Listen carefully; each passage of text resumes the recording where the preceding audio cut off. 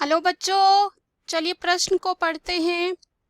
DNA प्रतिकृति क्या है, इसकी विधि लिखिए। इस प्रश्न में हमें बताना है डीएनए प्रतिकृति क्या होती है और इसकी विधि क्या है। तो आइए सबसे पहले इस प्रश्न में जो है हम मुख्य अवधारणा को देखेंगे। इस प्रश्न में जो है मुख्य अवधारणा हो जाएगा डीएनए प्रतिकृति। डीएनए प्रतिकृति डीएनए प्रतिकृति क्या होती है, इसको देखते हैं। डीएनए के द्वारा डीएनए के द्वारा के द्वारा अपने समान नया डीएनए बनाने की प्रक्रिया को डीएनए प्रतिकृति कहते हैं। डीएनए के द्वारा अपने समान नया डीएनए बनाने की प्रक्रिया को डीएनए प्रतिकृति कहते हैं। यानी कि यहाँ पे डीएनए से जो है इसी प्रकार के नए डीएनए और बनेंगे, उसकी प्रतिकृति बनेगी। तो आइए इसके बाद इसकी विधि को लिखेंगे। अगर हम इसकी विधि की बात करते हैं तो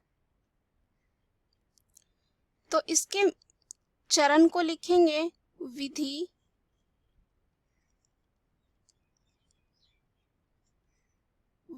इस प्रकार है। पहले जो हो जाएगा दीक्षा होगा, दूसरा जो है बढ़ाव और अंतिम जो होगा वह होगा समापन। तो इसको आइए एक एक करके देखेंगे। अगर बात करें पहले जो है दीक्षा की, तो दीक्षा क्या होती है?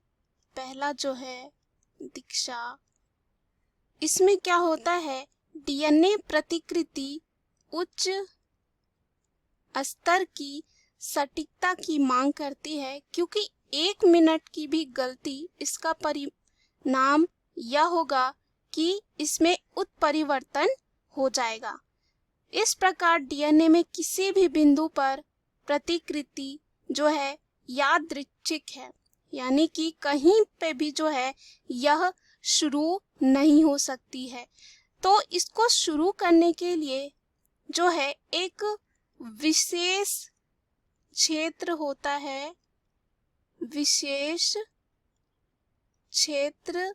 होता है, जिसे प्रतिकृति की उत्पत्ति कहा जाता है। यह वह बिंदु है जहां से प्रतिकृति की उत्पत्ति जो है शुरू होती है।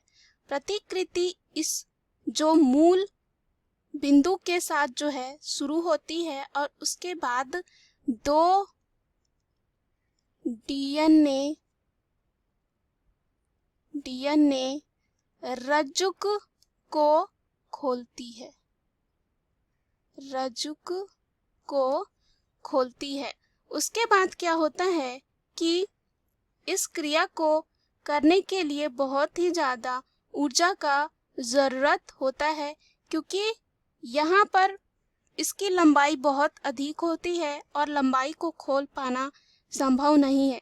इसलिए इससे सबसे पहले हेलिकेज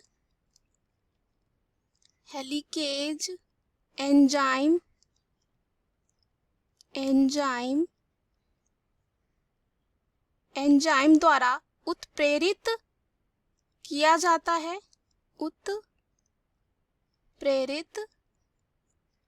जाता है और बोल सकते हैं हेलिकेज एंजाइम द्वारा उत्प्रेरित एक प्रतिकृति कांटा बनाया जाता है, जो डीएनए रज्जु को खोल देता है। दूसरा यहाँ पर है बढ़ाव। दूसरा जो है बढ़ाव होता है, इसमें क्या होता है, पॉलीमरेज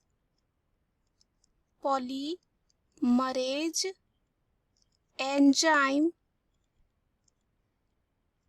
पॉलीमरेज एंजाइम जो है प्रत्येक रज्जुक में पूरक अनुक्रम को संश्लेषित करना शुरू कर देता है। पूरक अनुक्रम को जो है क्या करता है, संश्लेषित करना शुरू कर देता है। और यहाँ पर क्या होता है, जो पुराने रज्जुक होते हैं उसी से नई रज्जु का जो है निर्माण होता है। और हम कह सकते हैं कि पैतृक किस्में जो है अनुजात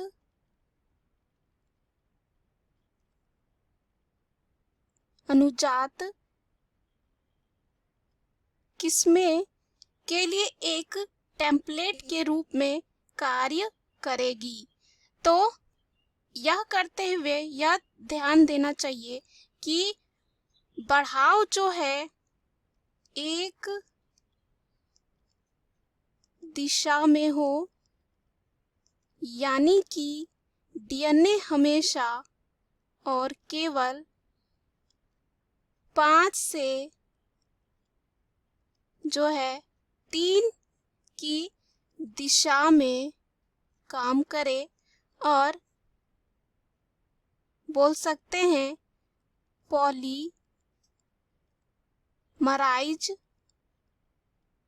पॉलीमराइज किया जाता है। इसलिए एक जो रज्जुक होता है इसके विपरीत होगा, वह होगा 3 से 5 की और यह क्या है, निरंतर है, इसलिए इसे निरंतर प्रतिकृति कहते हैं।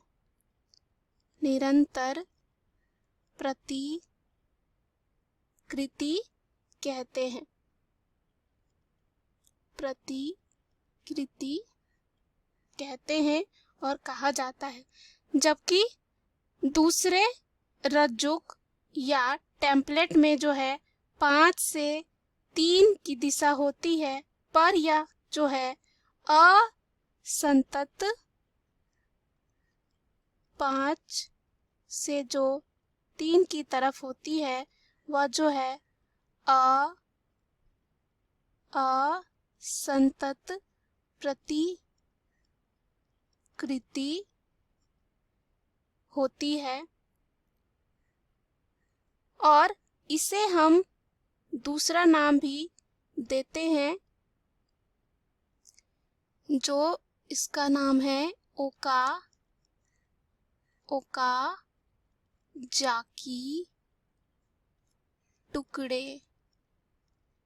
ओकाजाकी टुकड़े नामक टुकड़ों के रूप में होते हैं। अब यहाँ पर एक एंजाइम आता है जो है डीएनए लाइगेज,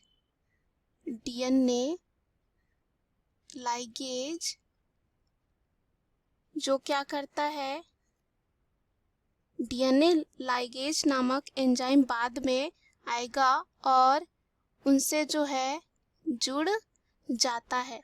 अब अंतिम जो है विधि वो होती है समापन की। तो प्रतिकृति की समाप्ति विभिन्न जीवों में अलग अलग तरीकों से होती है, लेकिन अगर हम बात करें ई कोलाई जैसे जीवों में गुणसूत्र जो हैं क्या होते हैं, गोलाकार। गुणसूत्र जो होते हैं वो होते हैं गोलाकार। तो यह तब होता है, और हम बोल सकते हैं समापन तब होता है जब दो सिरा और सिरों के बीच दो प्रतिकृति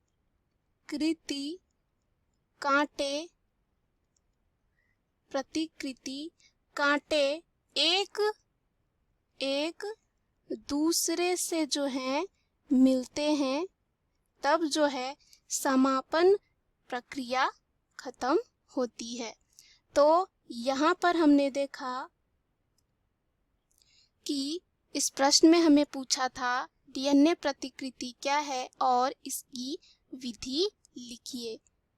मुख्य अवधारणा के आधार पर हमने ये सिद्ध कर लिया है डीएनए प्रतिकृति क्या है और इसकी विधि किस प्रकार है। उम्मीद करती हूँ यह प्रश्न आपको समझ में आया होगा।